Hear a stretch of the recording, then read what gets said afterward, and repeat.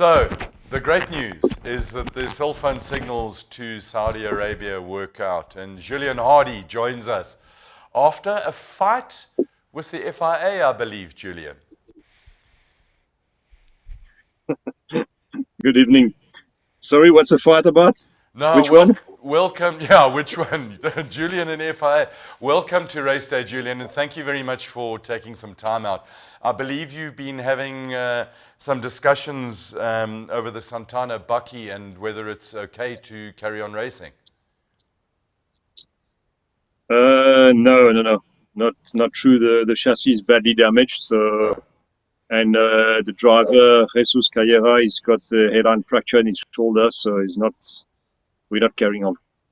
It's sad that you lose that because I think the concept of having a different body on a CR7 is absolutely fantastic.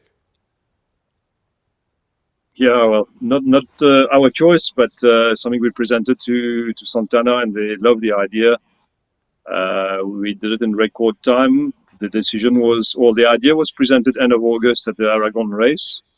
We got the go-ahead a few days later, so early September, and we delivered the car in Barcelona on the 12th of November, if I'm not mistaken, for the launch, the press launch.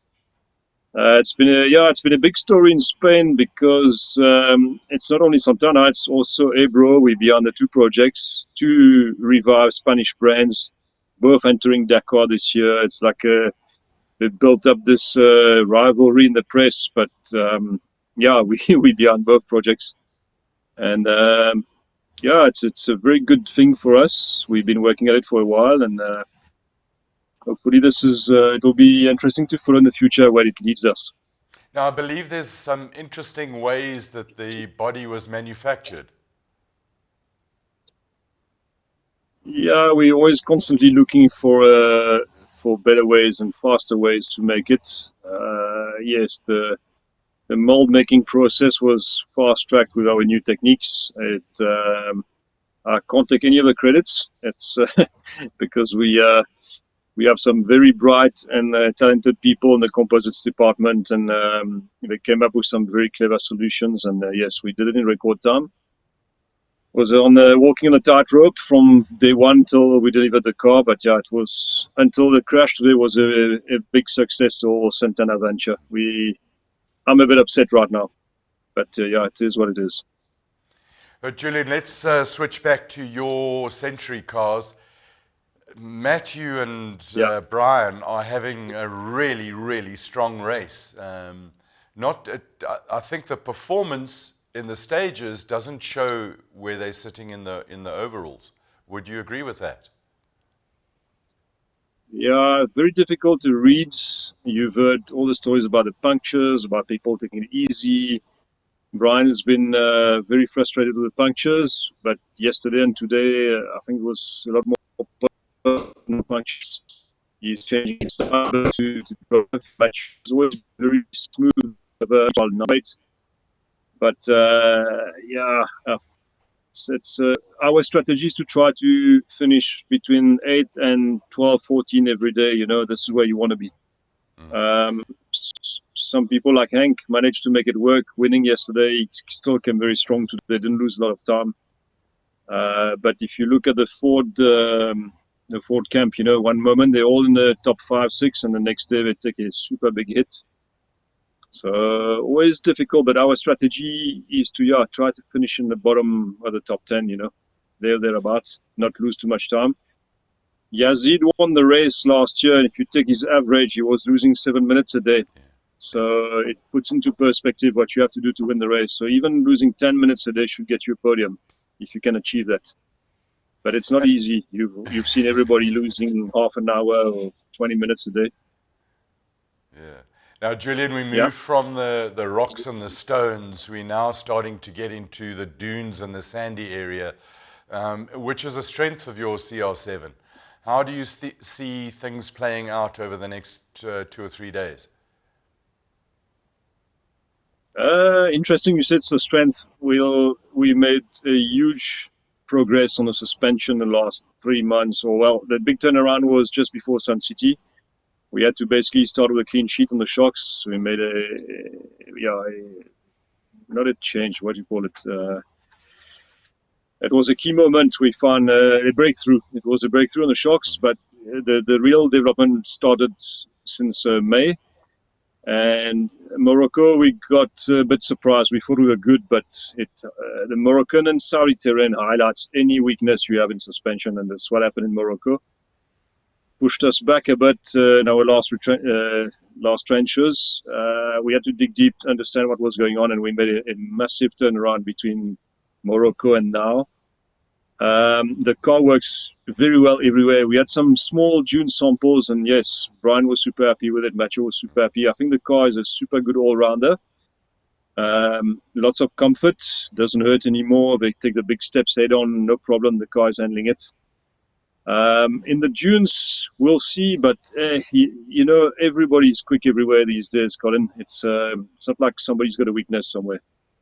You're faced with the strongest field we've ever had in Dakar, I think, this year. You can see we're struggling to even get a top 10. It's super tight. Everybody's super competitive. But tomorrow is 80% sand, so it's not only dunes, but also sandy tracks. Time will tell. You drop the tire pressure, you might get punctures, but you run too hard and you're not quick in the sand. A lot of choices to make every night, a lot of stressful choices. You're scared, you're gambling sometimes because it's a new tire as well. We haven't run with it. First time we run this tire. So it's easy in hindsight or from the outside to say, hey, but yeah, the guy should do this or that, but you don't have a lot of time to react. Things come thick and fast here. Every night it's a new challenge. And it's very easy to sit on your couch watching a computer and some highlights and say, oh, well, you should have done this, should have done that. But when you're in the thick of it, right at the face of the fire, and making those decisions that have massive implications and the responsibility for the whole team, it's not very easy, Correct. is it?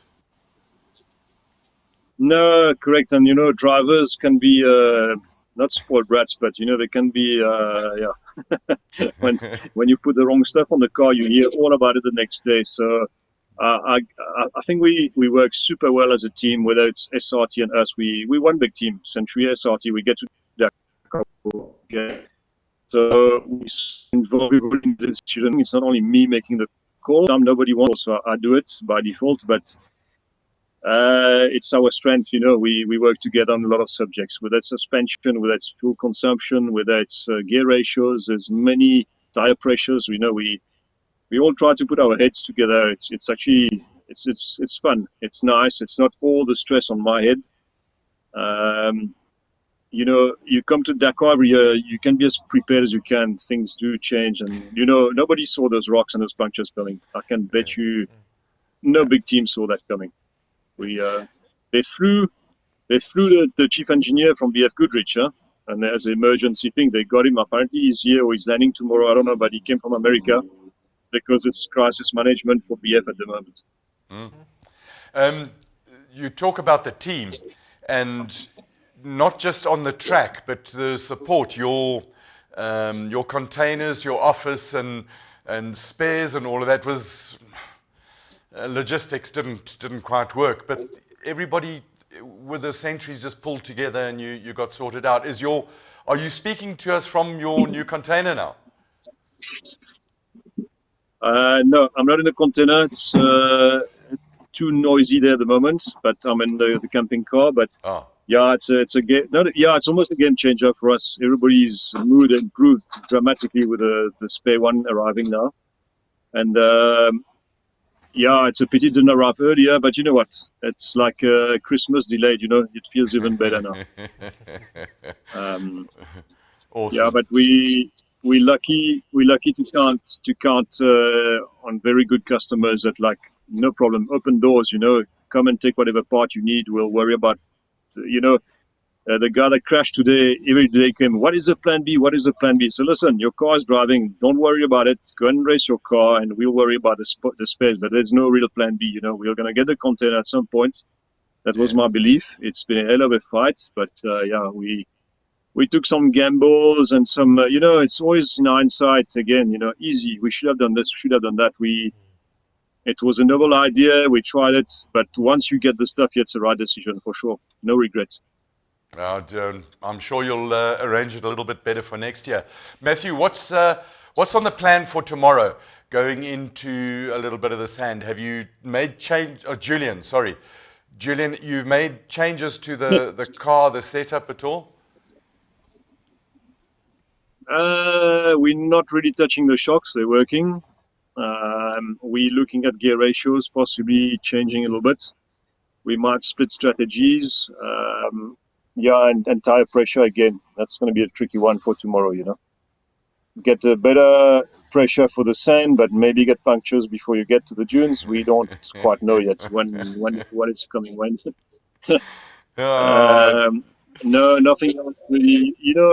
This is again the Dakar. Every stage you got a bit of everything, so it's super hard to do a specific setup. You can't do that. It's too risky. You have to go all round package, and try not to compromise. So, our shock, luckily, it's a very advanced system. It's got 3 stages in compression, 2 stages in rebound.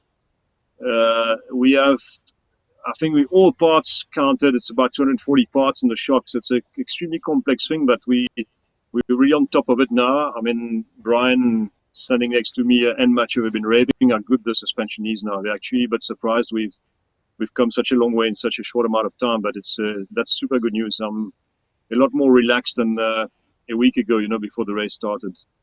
and But yeah, we pushed. those are Brian the and I, we were K53. The K53 shocks. R53, yeah. After. R53. Okay. Yeah. Brian and I, we were still pushing till the last day the car was leaving to fly here. So 10th of December, I think we're still doing short changes. We got here, we carried on, we picked up where we left off, basically. We straight away opened shocks, more changes, go and test wherever we could outside the bivouac, small piece of ground. And and I think we've had 2 or 3 upgrades on Brian and Mathieu's car since we got here. And every time it was a little bit more, better traction, better comfort, better protection. So, even personally, I had my doubt that when the race started, we didn't look like we were on pace. But then, it came alive yesterday. And the tire thing changed the complexion of the race for sure. You see Sebastian Loeb saying he's driving 20% of his capacity. It tells the story. Yeah. Good story, that one. Julien, thank you very much for taking time to talk to us and sharing information. I value it hugely. And from the whole Race Day family in South Africa, keep pushing. Do your absolute best and give our best regards to the whole team, and we send our energies to you for all success in Dakar 2026. Thank you very much. Thanks to you guys, the whole team there as well. We'll speak again. Lovely. Take care. Thanks, Julien. Au revoir. Bye-bye.